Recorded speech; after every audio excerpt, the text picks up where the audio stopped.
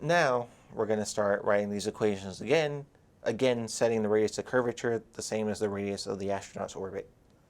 So again, the same formulas apply. G m over r squared equals m v squared over r. So now we can simplify some things. The first thing that we can do is multiply both sides by r.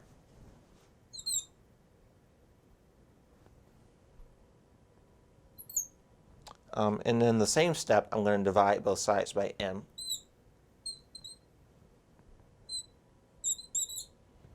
And what we see here is on the left-hand side, this m cancels with this m entirely. And we have 2 powers of r down here and 1 power of r down here. So if you pretended that r squared is the same thing as r times r, you can do that for simplicity. And then you can cancel out one of those r's with one of these r's. And then on this side, the m's cancel. And we have the same powers of r, so they just cancel. And what we get is that g m over r is equal to v squared. And we can take the square root of both sides. And I'll just write, and then I'll just flip things around the equal sign, just to put it in a form that's probably a little more familiar. V is the square root of gm over r. Right. Now, we know g and m, again, I erased their values, but we know that their product was 100,000. And we know that r here is, well, let's start by plugging things in.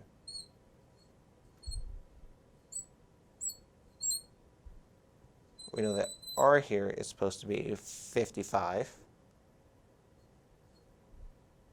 Again, r here is 55 because even though the radius of the Earth was 50, we started out with the astronauts located 5 units away from the edge of the Earth.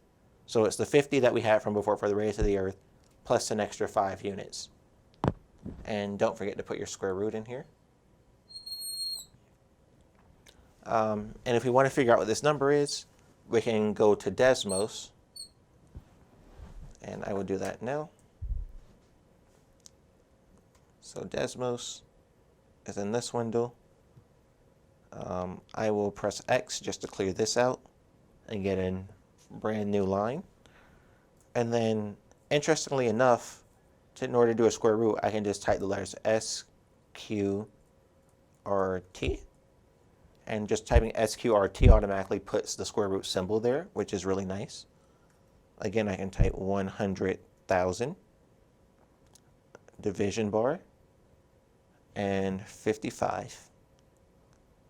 And we get 42.6 when we round it. So we'll plug in now to our code 42.6 and see if this gives us a better circle. Okay. All right.